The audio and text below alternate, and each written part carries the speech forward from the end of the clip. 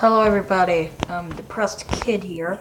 I'm very sorry for all of you who are depressed and just got offended by my joke. Please stay. I mean, it's not like I really care about your feelings, but... oh god.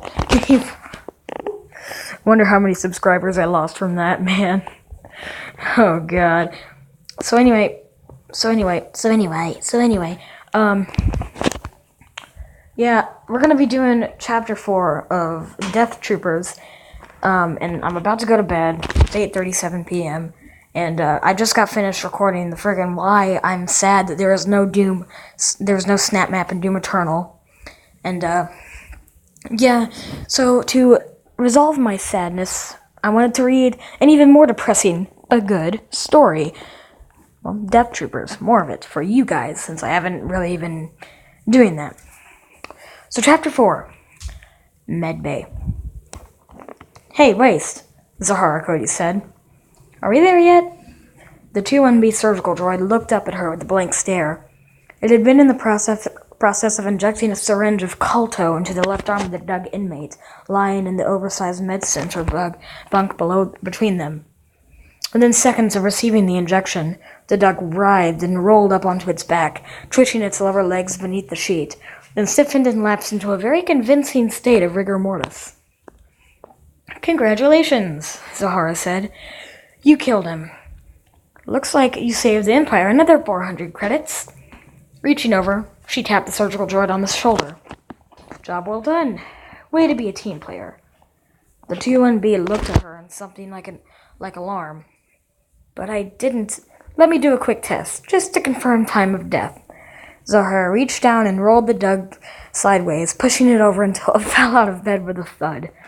Seconds later, the inmate sat up with a squeal of displeasure, scuttling back up to its bunk, where it glared at her balefully and muttered some black, condemnatory oath under its breath.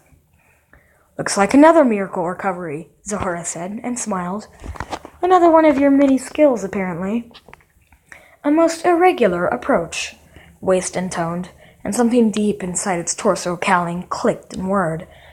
Don't you think that given the patient's ongoing complaints we should run some additional tests? Unless I'm mistaken, this particular patient's main complaint is with the food. Zahara glanced at the Doug. And maybe one of the several different prison gangs that want his scalp for overdue loan payments. That's about right, isn't it, Tugnut? The Doug snarled and jerked one hand up in a gesture that transcended language barriers, then went back to faking its own death. Scramble up an orderly droid, Zahara said. Have him taken back to his cell. She looked back at the 2-1B. You're aware, Waste, that you still haven't answered my initial question. Excuse me? Are we there yet? Dr. Cody, if you're referring to our ETA at detention, Moon Gradient 7, the Purge is a prison barge, Waste. Where else would we be headed? Wild space? She waited patiently to see if the 2-1B was going to favor her with another of its flat, implacable glances.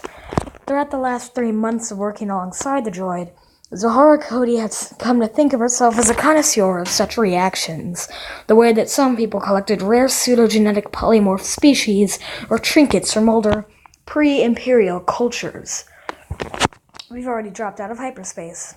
Our engines have been stopped for almost an hour now, and we're just sitting here stock still. So that can only mean one thing, right? We must be there. Actually, Doctor, my uplink to the navicomputer indicates that... Hey, Doc!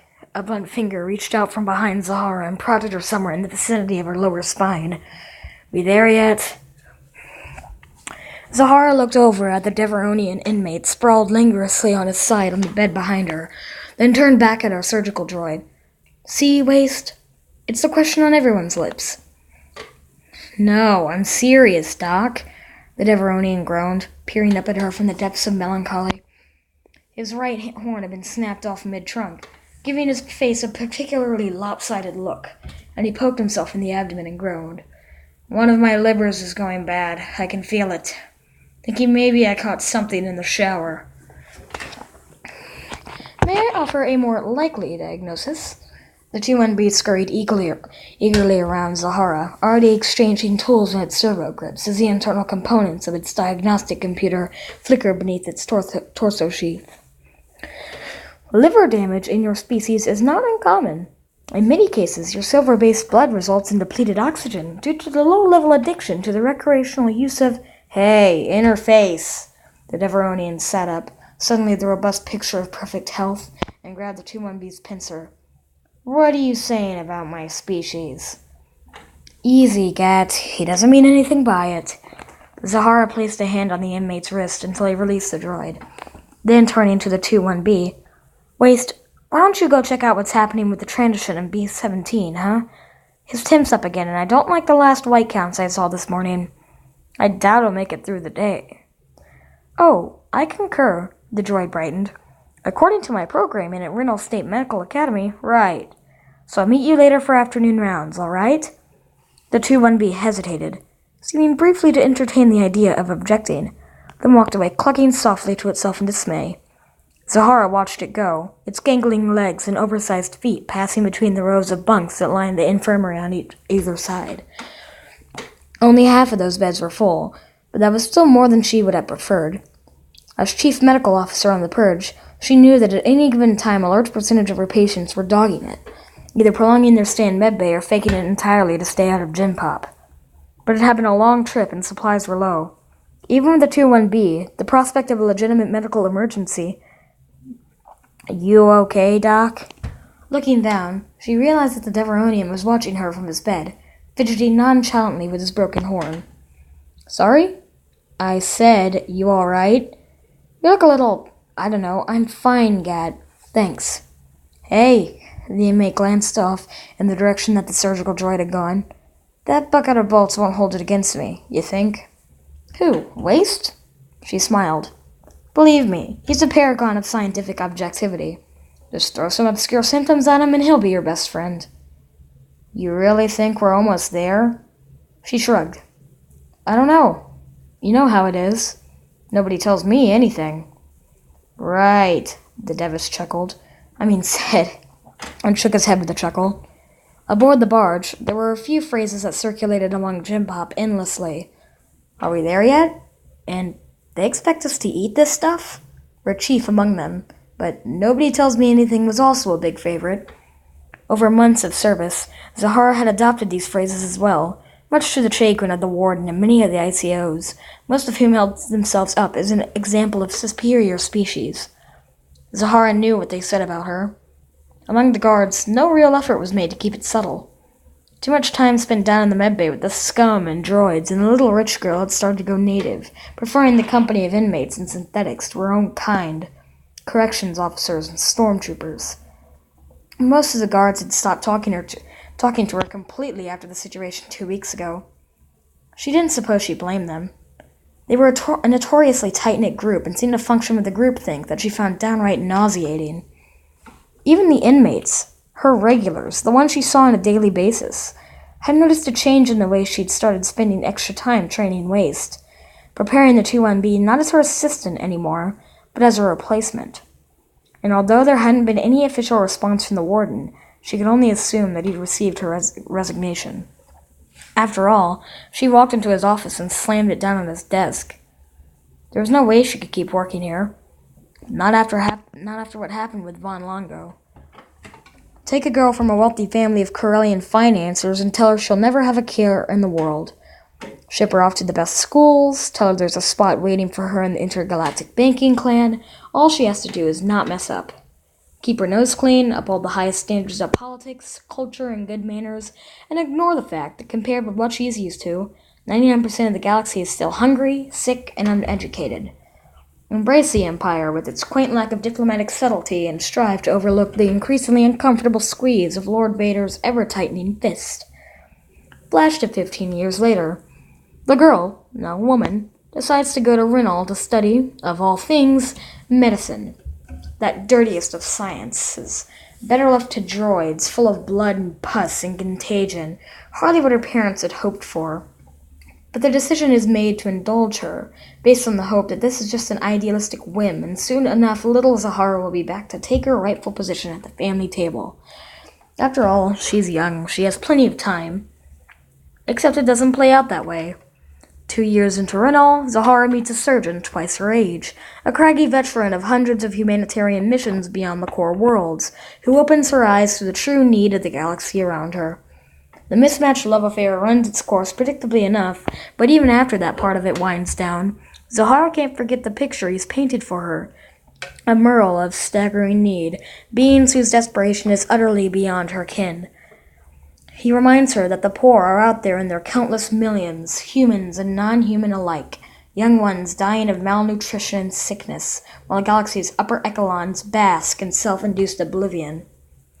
You can either live with something like that, the surgeon tells her, on what turns out to be one of their last nights together, or you can't. And it turns out she can't. After being universally rejected by various aid groups because of her lack of experience, Zahara makes the decision to go to work for the Empire, which her family reluctantly accepts. At least it's a known entity, but in a capacity that leaves her parents speechless, stupefied, and outraged. No daughter of theirs is going to work on an Imperial prison barge. The indignity of it is beyond all skill. Yet here I am, Zahara thought now, queen of her own miniature kingdom, after all, Duchess of the Empty Bunks, and Our Lady of the Perpetual Stomachache. Involuntary lust object of 100 emotionally frustrated prison guards and deprived stormtroopers. Dispenser of medicine, charged with keeping the inmates of the Imperial prison barge Purge alive long enough to be permanently detained on some remote prison moon. The irony, of course, was that in a standard week's time, or whenever they finally arrived at their destination, she'd be going back to her father and mother. If not exactly hat in hand, then close enough. Her mother would sniff and scowl, her brother would jeer, but her father would throw his arms around her little girl, and after the acceptable amount of time had passed, her penance would be complete, and she would be welcomed back into the fold. And her time aboard the barge would become what they thought it would all along, an adventure in her youth, a charming dinner anecdote for diplomats. You'll never believe how our little girl decided to spend her youth. Looking through the medbay again, Zahara felt a thin tremor of uncertainty steal over her and willed it away. Like most aspects of her personality, it didn't go without a fight. Instead, unbidden, the image of Von Longo floated back up into her memory, the man's bloody face trying to talk to her through the ventilator, clutching her hand in both of his, asking to see his boys one last time, begging her to bring them to him so that he could speak to them in private. Moments later, the cloud of heavy menace emerged behind her back, and she turned to see Jareth Sartoris, close enough that she could actually smell his skin, speaking through thin lips that hardly seemed to move. "Paying your respects, Doctor?" Longo had died later that day, and Zahara Cody decided that she had flown her last voyage with the Purge and the Empire. The next step would be contacting her parents and letting them know she was coming home. Luxurious clothing and fine crystal had never been her first choice, but at least she'd be able to sleep at night. In the evening, she would sit down to dinner with the wealthy and proud and forget about what had happened with Von Longo and Jareth Sartoris. Is this really what you want? Zahara shook it off. In any case, she'd always assumed she'd have lots of time to think about it before the barge got where it was going. Plenty of time to make up her mind. Except now the engines had been stopped for over an hour. From across the infirmary, another voice, one of the other inmates, cried out, "Hey, Doc! Are we there yet?" This time, Zahara didn't answer. Oh, the suspense. The suspense, the suspense. So, next one is Word. But, yeah, that's about it. Bye, I hope you enjoyed. Yeah.